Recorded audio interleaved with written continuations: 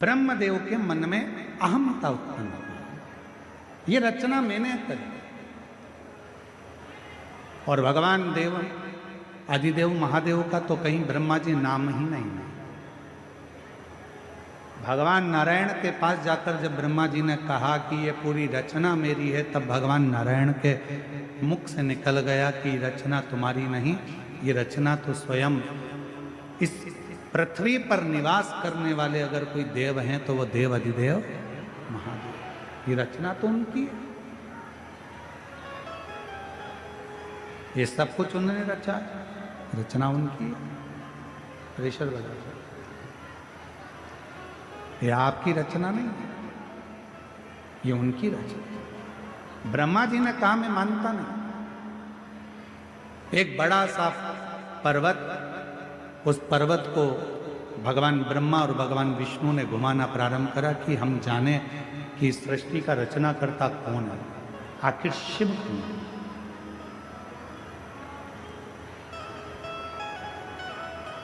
और ऐसे दुनिया में कई लोग हैं जिनको भगवान शंकर को जानने के लिए बहुत विचार करते हैं, आखिर ऐसा क्यों, शिव क्यों, शिव कौन।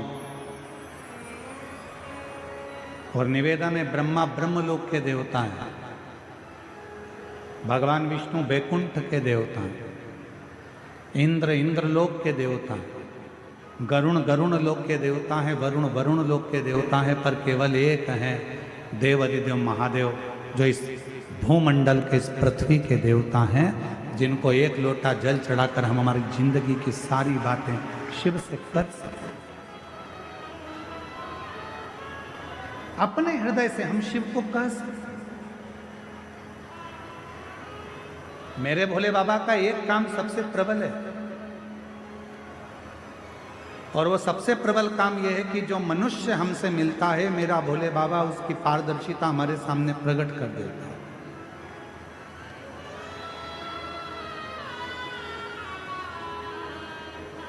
मेरे शंकर वो पारदर्शिता प्रकट कर देते।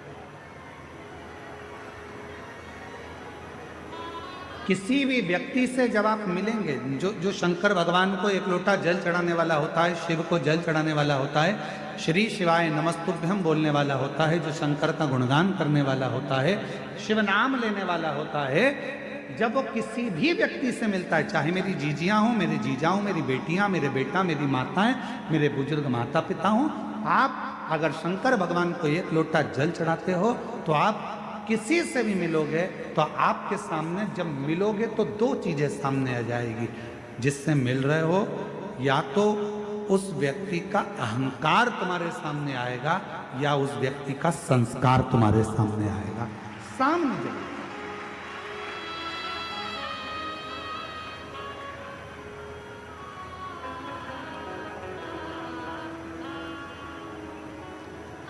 एक टीवी पर एक सीरियल आता है, कौन बनेगा करोड़पति। अरे बोलो तो जम के, सही है कि गलत है। उस पूरे सीरियल में मंजिल तक कोई पहुंच ही नहीं पाता। बोल तक पहुंचे होंगे, क्यों नहीं पहुंच पाते, किस लिए नहीं पहुंच पाते। जो बैठा है सीट पर, क्या उसको उस प्रश्न का उत्तर याद नहीं है? उसको याद है।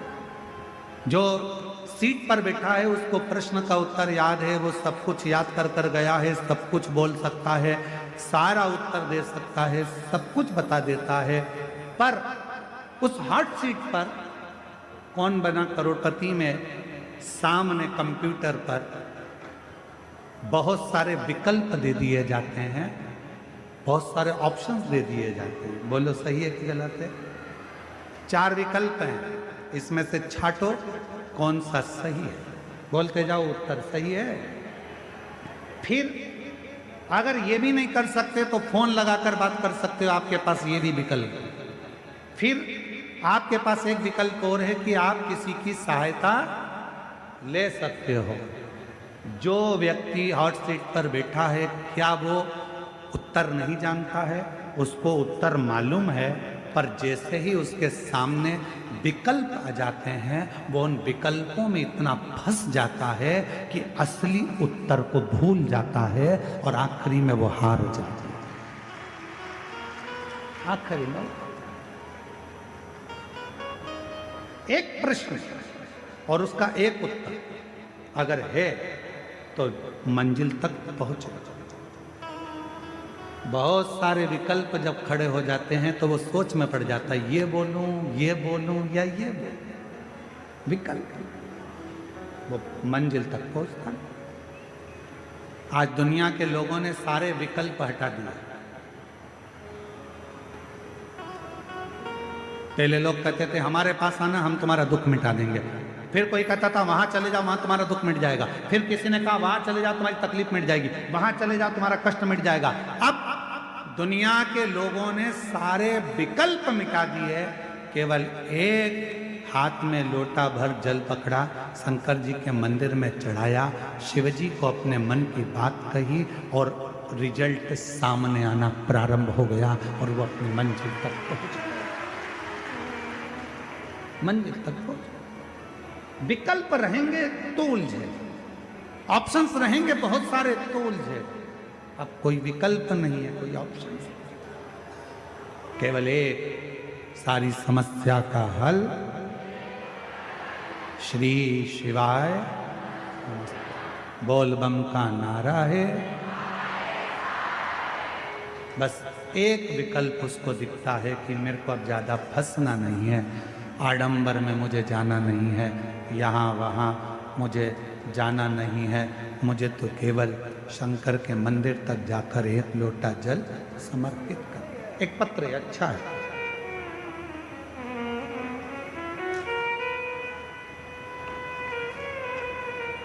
पास केंद्रित नहीं हो पाएगा। ब्रह्मा जी के मन में भगवान देवाधिदेव महादेव के प्रति विश्वास दृढ़ नहीं हो पाया और ब्रह्मा जी ने कह दिया कि मैं नहीं मानता।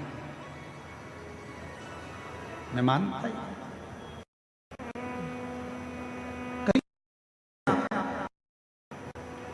कोई कहेगा काय को चक्कर में पड़े हो, एक लोटा जल से कुछ होता है। कोई कहेगा बेलपत्र खाने से कुछ होता है। कोई कहेगा शिव जी पे जल चढ़ाकर पीने से कुछ होता है। आप उससे एक बात जरूर कहना कि हम तुमसे पूछने के लिए नहीं आए कि हमको क्या करना है। जन्म मेरे माता पिता ने मुझे दिया है, परवरिश मेरे माता पिता ने करी, पढ़ाई मेरे माँ बाप ने कराई है, शिक्षा चिकित्सा मेरे माँ बाप दिए हैं, तो फिर मैं दूसरे के कहने पर ये नहीं करूंगी कि मुझे करना क्या है। मैं सनातन धर्म में जन्म ली हूं, अपने देव अधिदेव महादेव पर पूरा भरोसा कर कर महादेव की आराधना। शिव भटकने नहीं देता, शंकर भगवान आडंबर में पड़ने नहीं देते। आपका भरोसा कितना है, आप कितना शिव को मानते हुए आपके ऊपर निर्भर करता है। जितना भटकोगे शिव से उतने दूर होते चले जाओगे। ब्रह्मा जी भटक लिए, भगवान विष्णु ने कहा कि तुम चाहो तो शिव जी की परीक्षा लो। पर्वत को घुमाया, अग्नि का एक खंभ प्रकट हो गया, उस अग्नि के खंभ में से एक शिवलिंग प्रकट हो गया। यही मार्गशीर्ष मास का महीना था, जिस महीने में भगवान शंकर का प्रथम शिवलिंग प्रकट हुआ था। और उसी मार्गशीर्ष मास में आप और हम शिव महापुराण की कथा को श्रवण कर रहे हैं। उसी मार्गशीर्ष मास में किस्मत वाले तो हो तुम लोग, ये तो पक्का है, ये निश्चित है। आपने अपने घर जाकर नजर उतरवा लेना तुम अपनी कि बाबा ने बहुत बड़ी कृपा कर, दया कर। हम सब इकट्ठे और भोलेनाथ के पट्टे। तुम सहज नहीं हो, सरल नहीं हो, बहुत कहीं कहीं बाबा देव अधिदेव महादेव का कोई पुराना संबंध और आपका और हमारा शंकर जी से रहा होगा, जो शिव महापुराण की कथा मार्गशीर्ष मास में श्रवण करने का सौभाग्य मिला।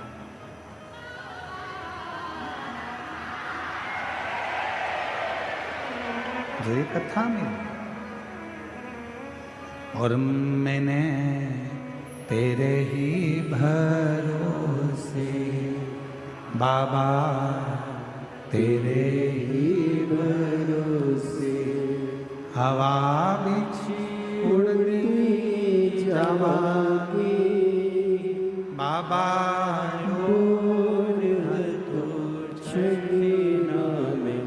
कटी जावागी भोले मैं तेरी पतंग, शंभू मैं तेरी पतंग हवा बिच उड़ती जावागी बाबा, डोल तो छड़ी नाम कटी जावागी। एक विश्वास अपने भीतर प्रकट करो। ब्रह्मा जी के भीतर वो विश्वास प्रकट नहीं हो पाया। पर्वत घुमाया, शिवलिंग प्रकट हो गया, फिर अभी भी शिवलिंग में से आवाज आई कि ब्रह्मा जी तुम भरोसा नहीं कर पाए। व्यक्ति जगह जगह की ठोकर कब तक खाता है? जब तक वो पूर्ण भरोसा शिव पर नहीं कर पाता, जब तक उसका विश्वास दृढ़ ही नहीं होता। जिस मनुष्य का भरोसा शंकर जी पे पूरा हो जाता है, फिर वो कभी भटकता नहीं। जैसे जिसकी जिससे पहचान होती है ना, जरा सा भी काम अटका तो अभी फोन लगाती हूँ, अभी रुक जा, अभी फोन लगाती हूँ, लगाया फोन, ले बात कर ले, आगे बैठूंगी आगे।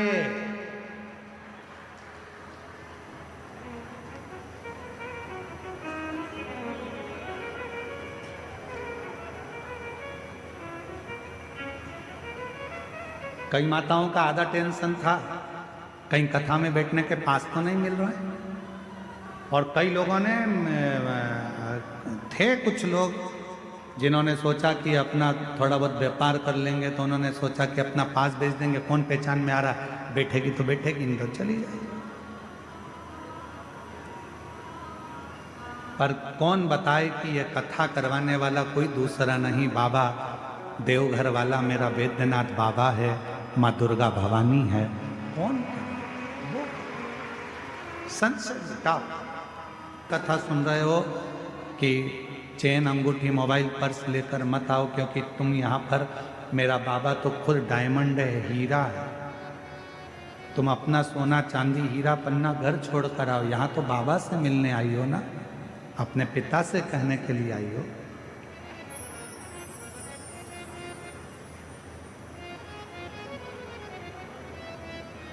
सोनार की दुकान पर सोना खरीदने जाओ तो जरूरी नहीं है कि पूरे घर का सोना पहन के जाओ।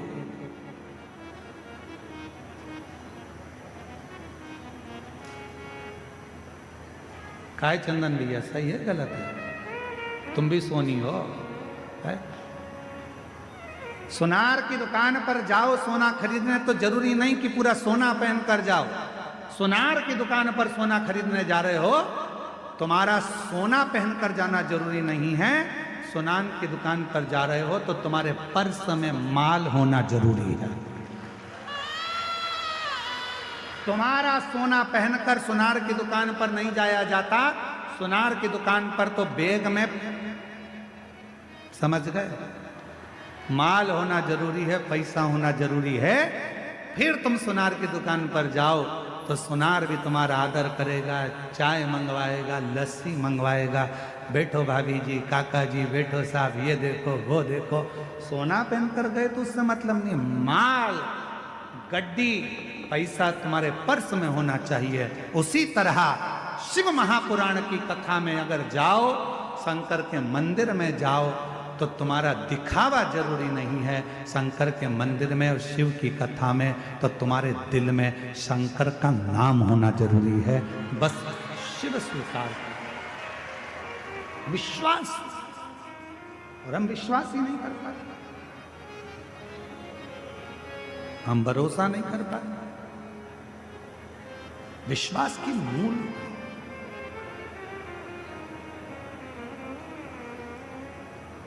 शिव कथा कर रहे हैं। भगवान ब्रह्मा जी ने कहा इस शिवलिंग में अगर शंकर भगवान है तो नारायण भगवान से कहा कि तुम चरण देखने जाओ, मैं शीश देखने जाता हूं। भगवान नारायण को चरण नहीं मिले। भगवान नारायण वापिस आ गए। ब्रह्मा जी से कहा कि जब तक ब्रह्मा जी आए, ब्रह्मा जी ऊपर गए, शीश नहीं मिला। एक गोमाता निकल कर जा रही थी, ब्रह्मा जी ने उस गोमाता को पकड़ लिया, विनय करिए आप हमारे साथ चलिए और चलकर भगवान नारायण के सामने कह दीजिए कि ब्रह्मा जी को शीश मिल गया। गौमाता ने कहा कि मैं झूठ बोलूंगी तो उसमें फायदा क्या है। ब्रह्मा जी ने कहा घर में सबसे पहली रोटी बनेगी तो तुमको मिलेगी, तुम केवल शंकर जी के सामने एक बार झूठ बोल दो। अब ब्रह्मा जी को कौन समझाए कि शंकर भगवान को सबसे ज्यादा प्रिय तो सत्य है, इसलिए कोई मरता है तो उसको ले जाते कहते हैं राम नाम सत्य है, क्योंकि ले जाने वालों को मालूम है कि जहां लेकर जा रहे हैं वो शमशान है और शमशान शंकर का धाम है। शिव के करीब में अगर जाना है तो थोड़ा सा सत्य बोलना पड़ेगा, थोड़ा सा सत्य।